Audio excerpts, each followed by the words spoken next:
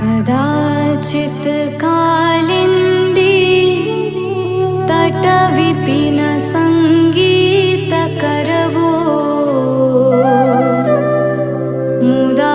भीरी नारी वदन कमला स्वाद मधुपा रमा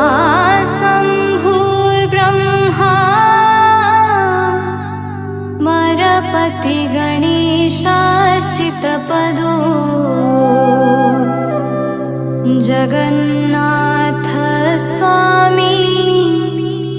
नयनपथगामी भवतु मे भुजे सबे वेणु शिरसि शिखि पीच्छं कटितटे